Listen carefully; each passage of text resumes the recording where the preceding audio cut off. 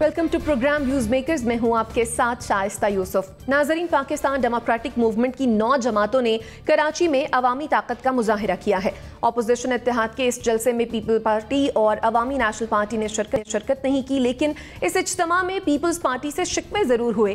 PDM के सरबराह मौलाना फजलुर रहमान ने गिला किया कि पीपल्स पार्टी ने अपोजिशन इत्तेहाद की पीठ में छुरा घोंपा, जिसके जवाब में बिलावल भुट्टो ने जवाबी वार करते हुए ये कहा कि मौलाना हो या दीगर अपोजिशन रहनुमा सिर्फ अपने लिए बात करते हैं। अपोजिशन इत्तेहाद की जानिब से इस्लामाबाद की जानिब मार्च का ऐलान भी किया गया, लेकिन ये मार्च कब होगा किसी तारीख का ऐलान नहीं किया गया।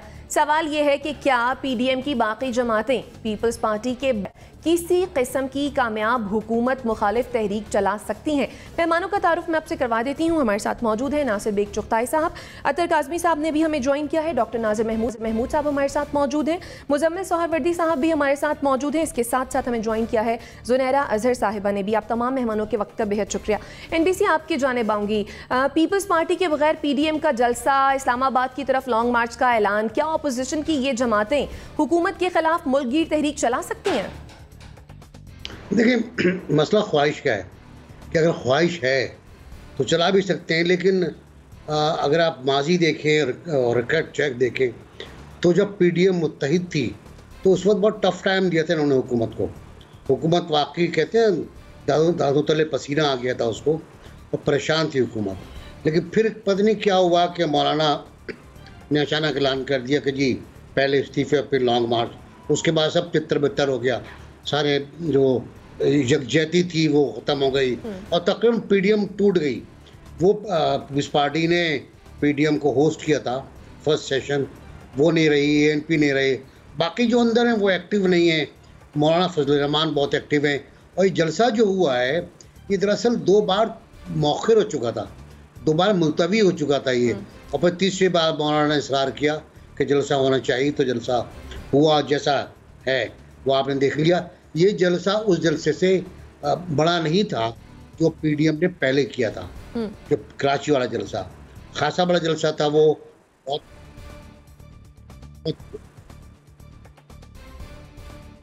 बहुत मोटिवेटेड जलसा था, उसमें बहुत बात हुई थी।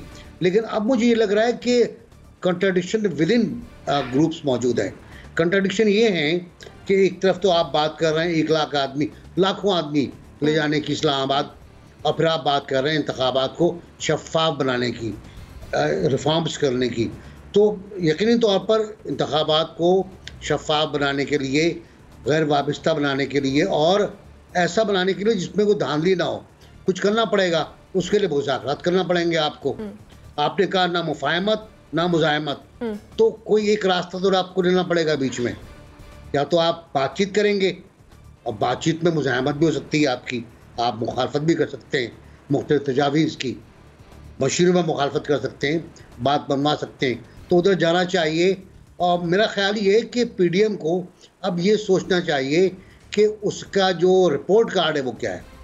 उसने पीपल्स पार्टी को निकाल कर एएनपी को निकालने के बाद क्या हासिल किया है और उससे पहले क्या हासिल किया था, और ये कि हुआ क्यों, ये अचानक क्या मामला हो गए कि इतने अच्छे दोस्त जो गले मिलते थे, जो खाने खाते थे साथ बैठकर, जो एक घर से दूसरे घर जाते थे, जिसकी वजह से बड़ी बड़ी हुकूमतें हिल गई थी, उनको उनमें क्या अख्तलाफ, क्यों अख्तलाफ हो गया इस तरह का। तो शायद मौलाना फजलुर रहमान के पास इसका जवाब मौजूद है। ठीक हो गया। यानी आपके ख्याल में जो अब पीडीएम है वो नहीं चला सकती है मुल्कगीर तहरीक इस हुकूमत के खिलाफ?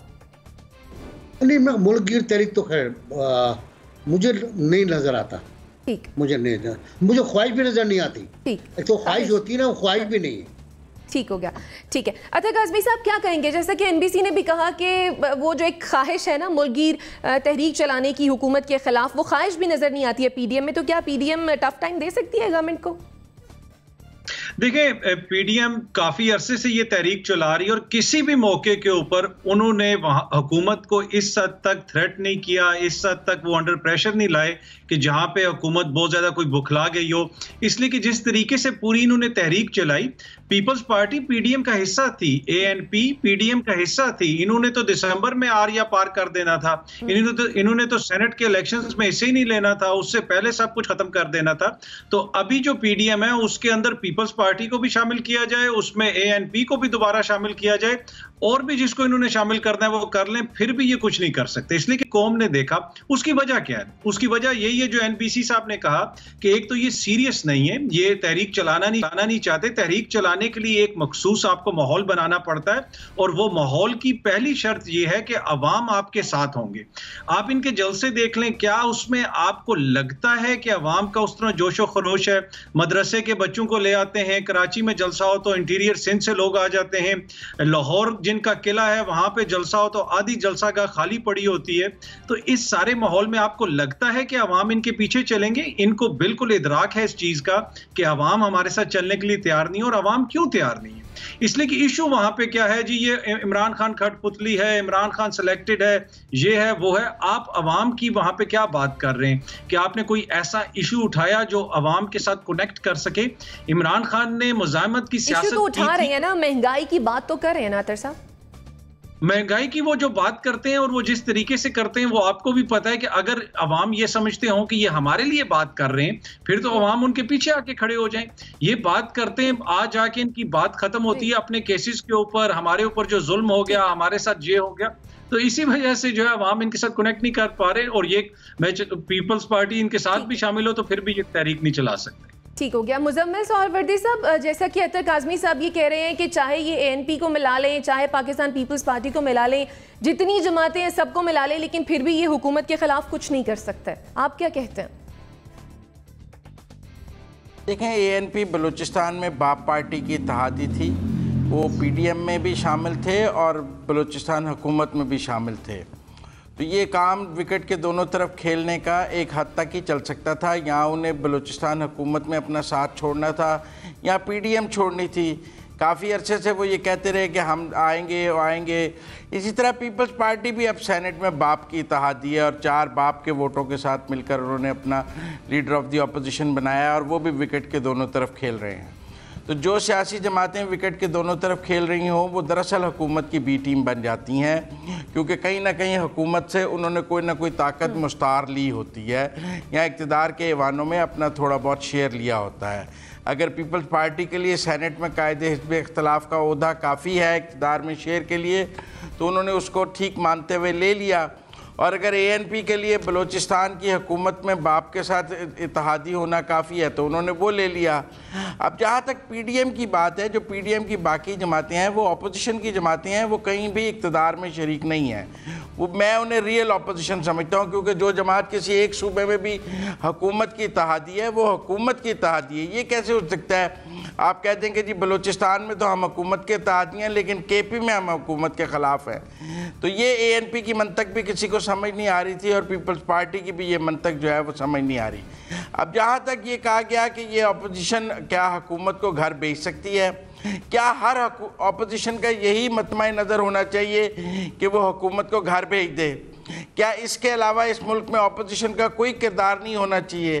क्या अपोजिशन की ताकत का मुआजना इस बात से किया जाए कि क्या वो हुकूमत को घर भेज सकती है या नहीं भेज सकती? हुकूमत को घर भेजने के लिए तो अंपायर की मदद चाहिए होती है, और अगर किसी अपोजिशन के पास अंपायर की मदद नहीं है तो आप उसे रोज लूली लंगड़ी अपोजिशन का ताना दे सकते हैं, क्योंकि उसके साथ वो खुदाई ताकतें और वो जादुई ताकतें नहीं होती जो हुकूमत गिराने के लिए चाहिए होती हैं। लेकिन अगर दूसरी तरफ देखा जाए तो अपोजिशन का काम राय अम्मा हमवार करना है, हुकूमत की गलतियों पर बात करना है, अपने लिए अगली हुकूमत बनाने के लिए राय जो है फजा हमवार करनी है, लोगों के अंदर रहना है। तो ये काम तो पीडीएम कर रही है। और अगर पीपल्स पार्टी अगर पीपल्स पार्टी और एएनपी के बगैर भी वो कराची में उतना ही बड़ा जलसा कर लें जितना बड़ा जलसा एनपीसी के मुताबिक उन्होंने पीपल्स पार्टी और एएनपी के साथ किया था, तो फिर ये सवाल तो पीपल्स पार्टी सोचे ना कि उनके जाने से कोई नुकसान हुआ। ठीक है, सवाल ये कि पीपल्स पार्टी को सोचना चाहिए। अच्छा जुनेरा, आप क्या कहेंगी? एक वक्त था कि जो पीडीएम के जलसे से हो रहे थे तो लगता था कि शायद हुकूमत को बहुत टफ टाइम मिलने वाला है। अब जबकि पीडीएम में पीपल्स पार्टी नहीं है, एएनपी नहीं है, आप समझती हैं कि ये पीडीएम जो है वो हुकूमत को टफ टाइम दे सकती है?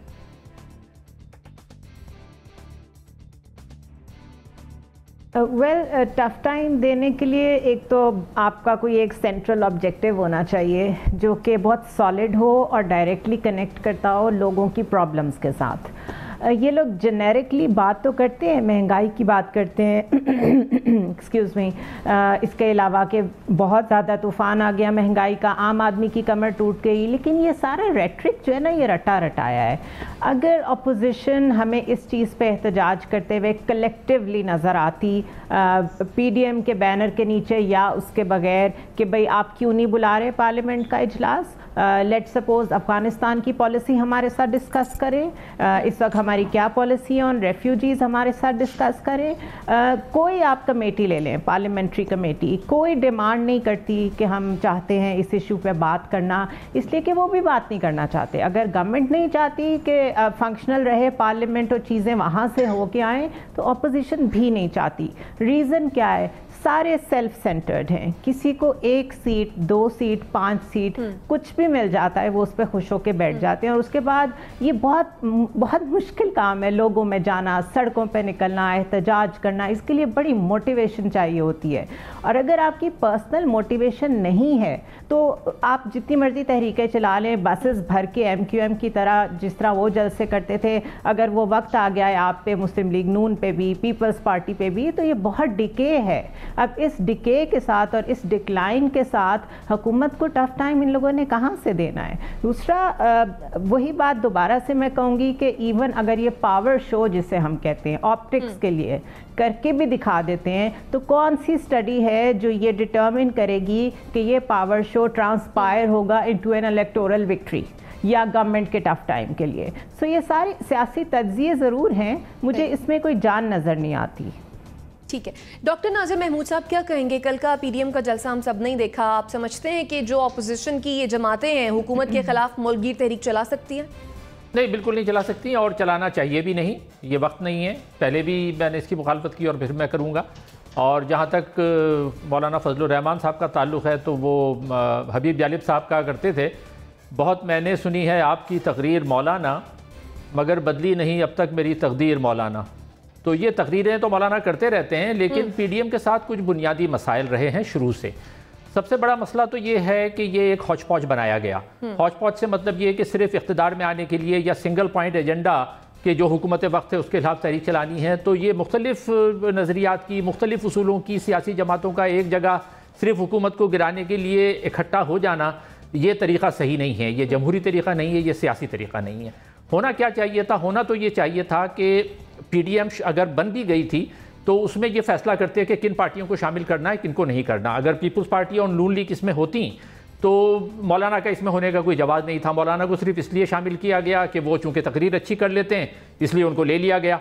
इनको शुरू से इन्होंने अपने आवाम को और ख़ुद अपने आप को एग्जॉस्ट किया। खुद नून लीग ने ऐसी पॉलिसी चलाई कि जिससे तंग आकर जो है वो पीपल्स पार्टी को अलग होना पड़ा। आई एम सॉरी, मुझे मक्खी तंग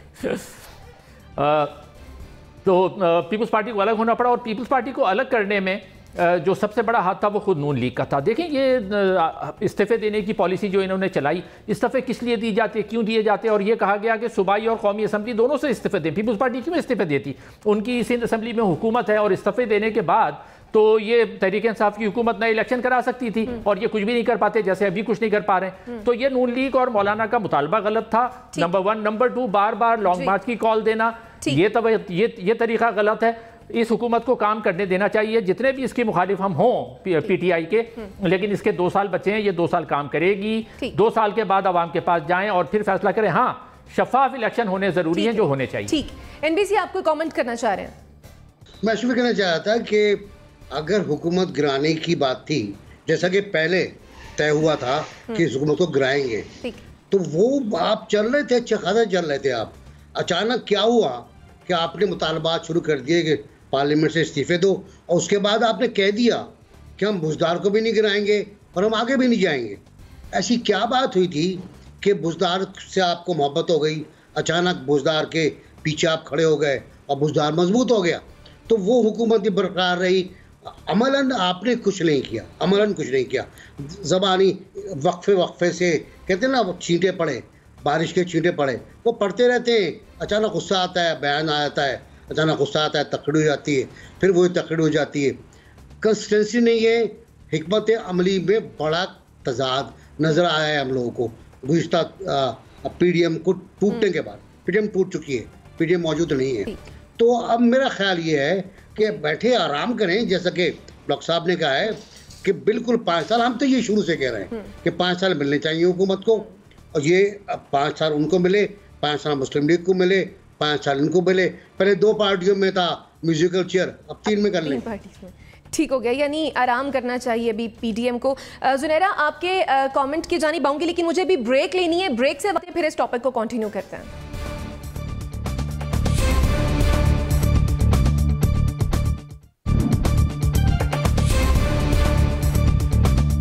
welcome back after the break. Break पर जाने से पहले जुनैरा, आप कुछ कमेंट करना चाह रही थी।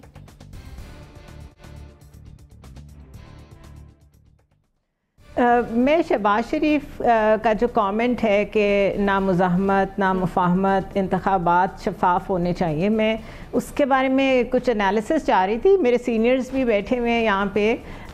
अगर मुफाहमत नहीं तो इसका मतलब है वो अपने स्टांस से पीछे हो गए हैं, जो उनका बहुत अरसे से चल रहा था कि मुफाहमत होनी चाहिए। अगर मुज़ाहमत भी नहीं तो वो तो फिर नवाज़ शरीफ का स्टैंड है, उससे भी वो पीछे हो गए हैं। तो क्या ये मिडिल ग्राउंड ढूंढी है उन्होंने कि इंतखाबात शफाफ होने चाहिए, यानी बोरो कर लिया है आधा जो नैरेटिव है नवाज़ शरीफ का कि वोट को इज्जत दो। तो क्या ये एक तब्दीली है ऑपोजिशन में, या ये सिर्फ तकरीर थी? This was coming to my mind. ठीक, डॉक्टर नाज़िम महमूद साहब क्या कहेंगे आप? मैं यही कहना चाह रहा था कि इनका जो अपना शहबाज शरीफ ने जो ये बात कही है कि हम अगर आ गए शफाफ इंतखाबात के बाद तो हम कौमी हुकूमत बनाएंगे, तो मैं जानना चाह रहा था कि जब पहले पीपल्स पार्टी ने इनके साथ 2008 में कौमी हुकूमत बनाने की कोशिश की थी, इनको वजारतें भी दी थी, तो यही थे कि जो चंद माह में ही अलग हो गए और फिर पीपल्स पार्टी के खिलाफ पूरी इन्होंने सियासत शुरू कर दी, और जितना नुकसान इन्होंने पहुंचाया, अगर ये उस वक्त साथ रहते और हुकूमत चलती रहती तो जमहूरियत को बहुत फ़ायदा होता। इन्होंने नहीं किया। अच्छा, अब सवाल ये है कि अगर ये, जैसे मैं कह रहा हूँ कि लॉन्ग मार्च नहीं करना चाहिए, हालात ख़राब नहीं करने चाहिए, तो करें क्या? देखिए, ये 2 साल इन दोनों बड़ी पार्टियों के लिए बहुत अहम है, पीपी के लिए भी और नून लीग के लिए भी। इनको पहली बात तो ये कि अपनी पार्टी की तंजीम साजी पर तवज्जो देनी चाहिए। दूसरी बात ये कि शेडो कामीरा बनाकर अपनी प्रॉपर पॉलिसीज़ बनानी चाहिए। 4 वजारतें जो हैं वो बहुत अहम होती हैं, जिनके बारे में इनको काम करने की ज़रूरत है, और वो चारों वजारतें जो हैं वो सबसे पहले तो खारिजा और ख़जाना पे आ जाते हैं। खारजा पॉलिसी पे हमें पाकिस्तान में एक मेजर शिफ्ट की ज़रूरत है। हमने पिछले 40 साल में खारजा पॉलिसी के हवाले से बहुत नुकसान उठाए हैं और अभी तक उठाए चले जा रहे हैं, और उसका सबसे बड़ा हमारा जो नुकसान होता है वो ये होता है कि हम पड़ोसियों से ताल्लुकात बेहतर नहीं कर पाते, और ये जब तक नहीं होगा जब तक कि अवाम के मुंतखब नुमाइंदों के हाथों में खारजा पॉलिसी नहीं आएगी। तो इस पर एक वाज़ेह पॉलिसी बनानी चाहिए कि जी खारजा पॉलिसी क्या हो। इसी तरह ख़जाने में ये कि जी पैसे कहाँ कहाँ पर खर्च होने चाहिए उसको देखना चाहिए, दाखिला पॉलिसी को देखना चाहिए, दिफा की पॉलिसी को देखना चाहिए। इन सब के बारे में अगर ये वाज़ेह और जामे पॉलिसी नहीं बनाएंगे, इनकी सारी बातें बेकार हैं। ठीक, मुजम्मिल सोहरावर्दी साहब क्या कहेंगे आप? शहबाज शरीफ ने जो नया नारा लगाया है कि मफाहमत ना मज़ाहमत बल्कि शफाफ इंतखाबात। देखिए, चाहे मुफाहमत कर लें चाहे मज़ाहमत कर लें, अल्टीमेट गोल तो ये है कि इस मुल्क में शफाफ इंतखाबात हो जाएं और एम्पायर न्यूट्रल हो जाए। अगर एम्पायर न्यूट्रल हो जाए तो ना मुफाहमत की ज़रूरत है ना मज़ाहमत की ज़रूरत है। ये मुफाहमत और मज़ाहमत दोनों का मकसद तो ये है कि किसी तरह एम्पायर को न्यूट्रल करके फिर इंतखाबात हासिल कर लिए जाएँ, और वो शफाफ इंतखाबात जो हैं अगर बातचीत से मिल जाएं तो बातचीत से मिल जाएं, लड़के मिल जाएं तो लड़के मिल जाएं। पाकिस्तान की तारीख़ में तो ऐसे ही हमने देखा है।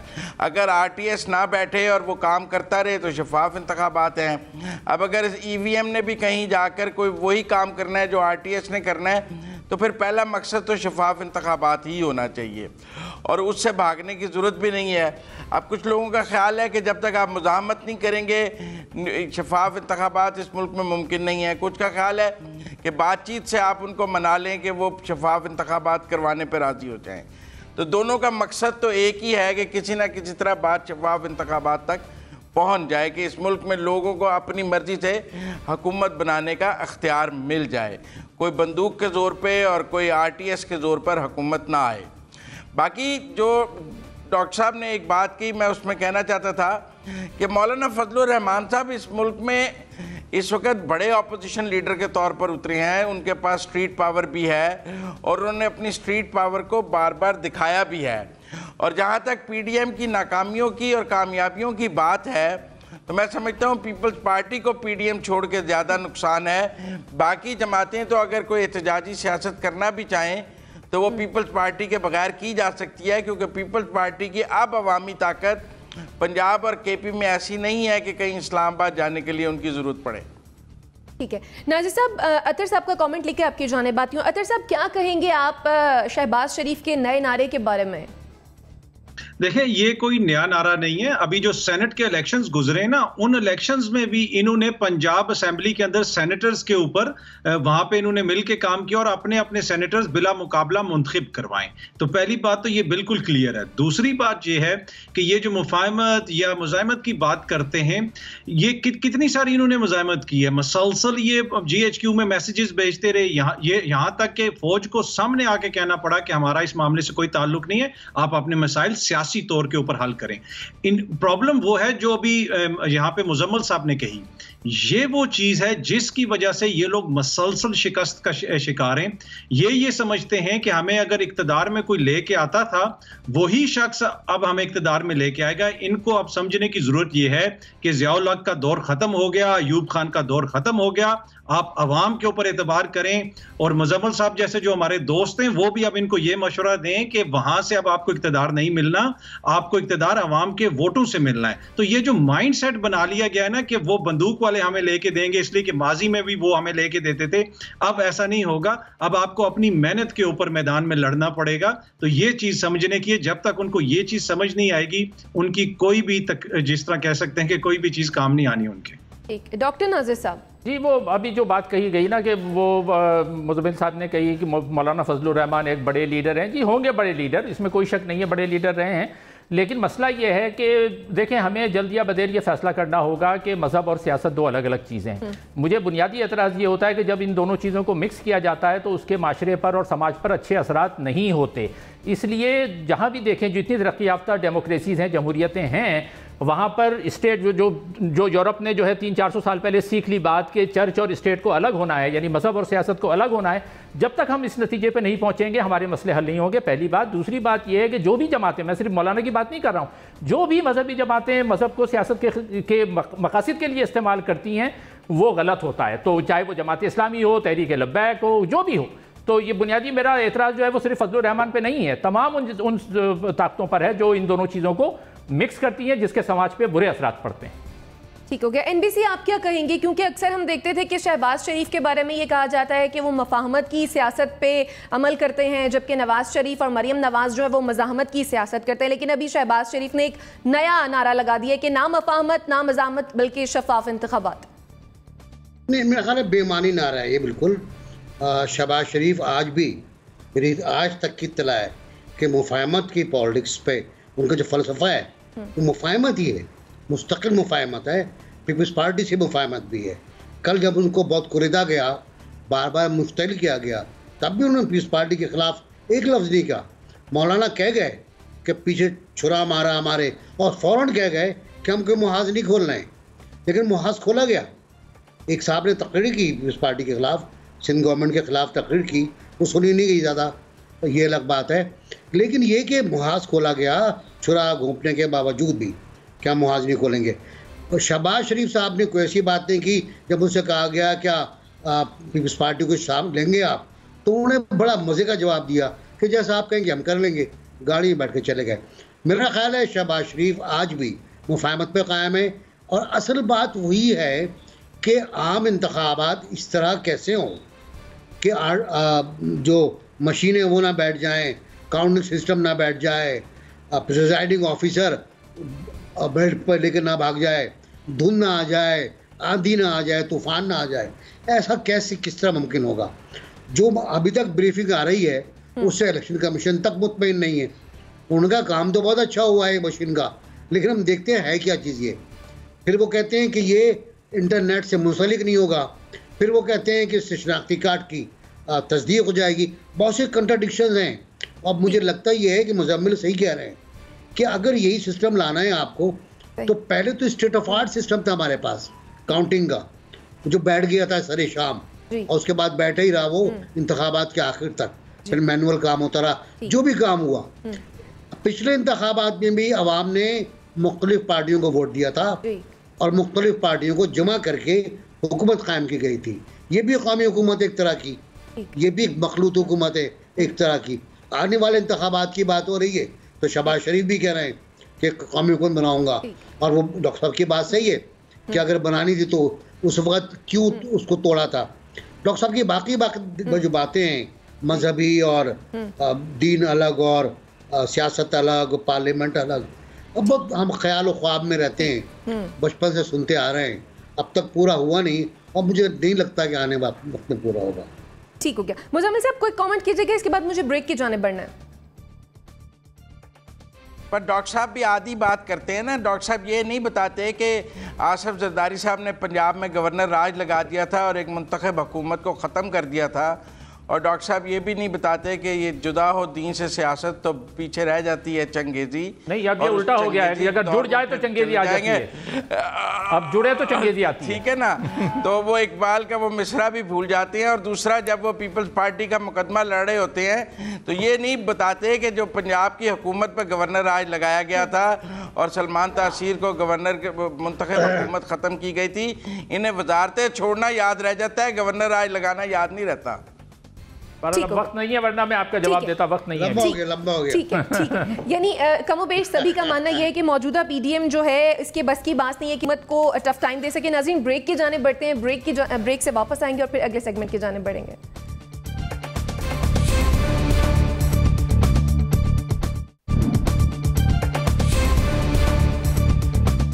Welcome back after the break. नाजरीन, मामला कुछ यूं है कि अफगानिस्तान से पाकिस्तान में हमलों का सिलसिला ताहाल रुक नहीं सका है। दूसरी तरफ अफगान तालिबान की जानिब से अफगान सरजमीन किसी मुल्क के खिलाफ इस्तेमाल ना होने देने का बार बार ऐलान भी किया गया है, लेकिन अब इनके मौक़िफ़ में तब्दीली आ गई है और तर्जुमान ज़बीउल्लाह कहते हैं कि TTP का मामला अफगानिस्तान का नहीं बल्कि पाकिस्तान का है। जुनैरा, क्या वाकई ये मामला पाकिस्तान का है? नहीं, मामला तो बिल्कुल पाकिस्तान का नहीं है। अगर वो ये कहते हैं कि उनकी सरजमीन नहीं इस्तेमाल होगी किसी भी और मुल्क को डिस्टेबलाइज करने के लिए, तो उनको ये याद रखना चाहिए कि 62 बेसेस हैं TTP की इन अफ़गानिस्तान, और अगर वो 14 कौंसल खाने इंडिया के बंद कर सकते हैं, ये समझते हुए, ये मानते हुए कि जो इंडिया है वो एंटी तालिबान है या एंटी अफ़गानिस्तान जो भी उसका बिहेवियर है वो कॉन्ट्राडिक्ट करता है उसके साथ, तो फिर उन्हें वो 60 बेसिस भी न्यूट्रलाइज करनी पड़ेंगी। ये ज़रूर है कि इस वक्त जिस तरह का केओस वहाँ पे है, उसमें किसी भी तरह की पॉलिसी स्टेटमेंट में ज़बीउल्लाह मुजाहिद की अभी उसको मैं इतनी अहमियत नहीं देती, because this is Taliban talking. जब गवर्नमेंट फॉर्म होती है और उसके बाद क्या होता है, क्या कहते हैं, क्या करते हैं, that will determine in real terms. अभी फ़िलहाल जो हमले हो रहे हैं दैट क्लियरली इंडिकेट्स कि इस वक्त वहाँ जो केओस है उसका फ़ायदा इंडिया भी उठा रहा है, और वो जिसको भी आगे यूज़ कर रहा है, लेट इट बी TTP, अभी तो वहाँ दाइश भी है, ISIS भी है, और ये के नहीं है, खुरासान बिल्कुल नहीं है, ये भी एक इल्यूजन है। तो अभी की जो सिचुएशन है उसमें मैं समझती हूँ हमें अपने गार्ड्स डाउन नहीं करने चाहिए, तालिबान पे बहुत ज़्यादा ट्रस्ट भी नहीं करना चाहिए और बहुत ज़्यादा ट्रस्ट डेफिसिट भी नहीं होना चाहिए। बहुत ही मिडिल वे में न्यूट्रल होकर चलने की ज़रूरत है, वेट एंड सी की ज़रूरत है, और सिक्योरिटी सिचुएशन को बहुत ज़्यादा गार्ड करने की ज़रूरत है। ठीक है, मुज़म्मिल सोहरावर्दी साहब क्या कहेंगे कि TTP का जो मामला है वो अफगानिस्तान का नहीं पाकिस्तान का है? ये बयान, इस बयान पे आप क्या तबसरा करेंगे?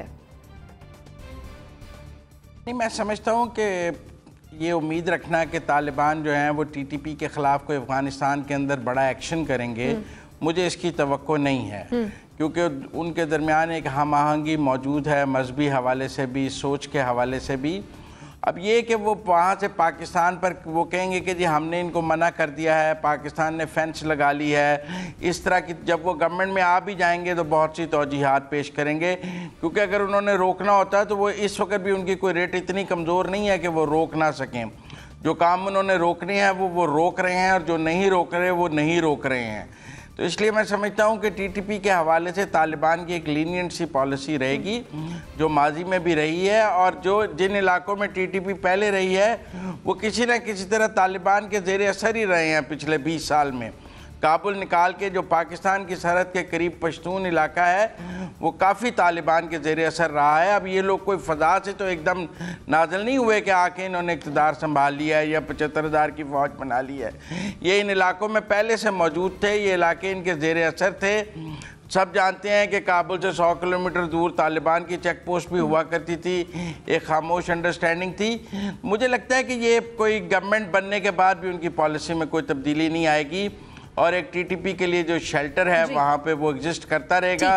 बाकी लिप सर्विसिंग है वो उसको कैसे क्या करेंगे, हमें अपना घर खुद ही साफ करना पड़ेगा, अपने बॉर्डर्स खुद ही गार्ड करने पड़ेंगे, अपने बॉर्डर्स खुद ही गार्ड करने पड़ेंगे। मुजम्मिल साहब आपको कमेंट आ गया, एनबीसी क्या कहेंगे आप इस मामले पर?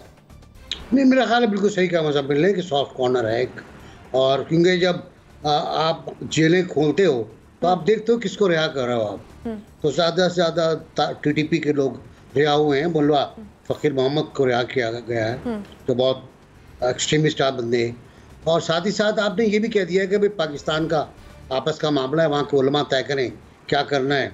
अगर देखें बंदे अफगानिस्तान में मौजूद हैं, पाकिस्तान में नहीं है, तो हमारा मामला कैसे हो गया? आप या तो उनको डिपोर्ट करें, पाकिस्तान के हवाले करें, गिरफ्तार करके पाकिस्तान के हवाले करें, या अगर वो गैर कानूनी तौर पर हैं तो उन्हें जेल में डालें, उनको रिहा क्यों कर रहे हैं आप? तो ये मामलात हैं और शायद ही चलते रहेंगे इस तरह। पाकिस्तान को अपनी पॉलिसी इस एतबार से बनाना होगी कि एक और मसला उसके सामने खड़ा होगा, एक और दरिया का सामना था जो मैंने देखा, तो वो वाली बात होगी और देखते हैं क्या बनती है शक्ल। लेकिन मुझे लगता है ये नहीं कि टीटीपी की जो सरगर्मियाँ हैं वो कम होंगी, बढ़ रही हैं, वो बढ़ रही हैं आहिस्ता आहिस्ता और मुनज़्ज़म हो रहे हैं लोग।